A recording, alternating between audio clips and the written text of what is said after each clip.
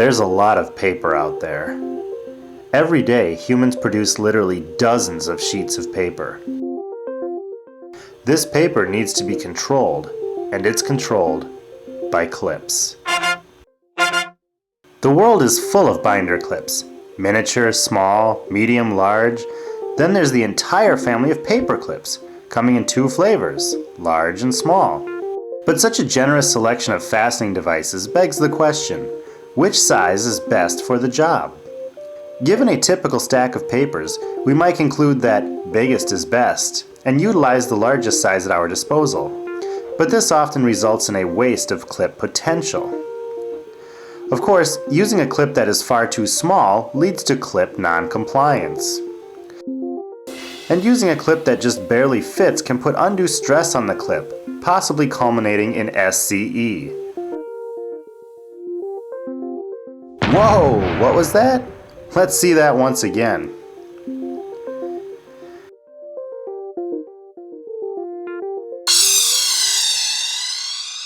And when it comes to selecting paper clips, proper usage is paramount. Warning, the following scenes contain graphic images. Viewer discretion is advised. These are the victims of improper clip usage. These paper clips are now consigned to a life of chronic, incurable, debilitating MCS. Clearly, there is no greater concern in our lives than determining the right fit for the job. But you may ask, how? That's easy. All you need to know is clip range. What is clip range, you rightly inquire? Well, simply put, clip range is a noun, defined as the amount of paper a device can comfortably and economically bind with minimal waste and structural strain. It is typically expressed as two numbers. The first number is the minimum economic threshold, and the second number is the maximum strain threshold. This leads to the question, how is clip range determined? Determining clip range is not difficult. You can even do it at your own home or office. Supplies you will need include a pencil, a protractor, a calculator. You will not need scissors to determine clip range. First, hold the protractor securely onto a flat surface. Second, draw a line from one corner of the protractor to the center point. Go back over this line like you're some sort of hotshot artist. Third, make a small mark or score at the apex of the protractor. This will help you make a 90-degree angle.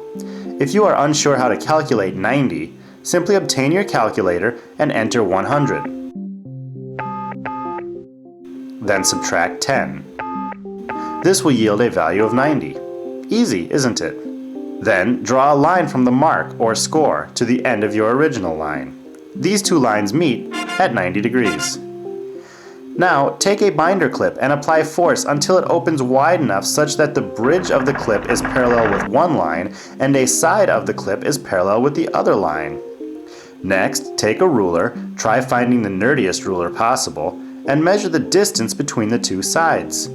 In this example, we observe a value of 23 millimeters. Make sure you use metric units because metric makes you sound like you know what you're talking about.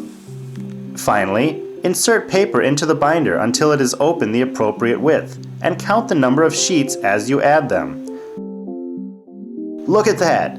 23 millimeters exactly. Paperclip thresholds were determined by the number of sheets they could bind without irreversible deformity.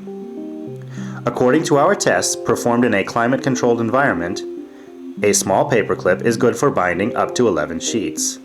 A large paperclip is good for binding from 12 to 22 sheets. A miniature binder clip is good for binding from 23 to 40 sheets. A small binder clip is good for binding from 41 to 69 sheets. A medium binder clip is good for binding from 70 to 137 sheets. A large binder clip is good for binding from 138 to 195 sheets. When binding more than 195 sheets, use 2 clips. When attempting to bind paper in stacks of less than 10 pages, consider using staples. Above all, always remember to bind safe.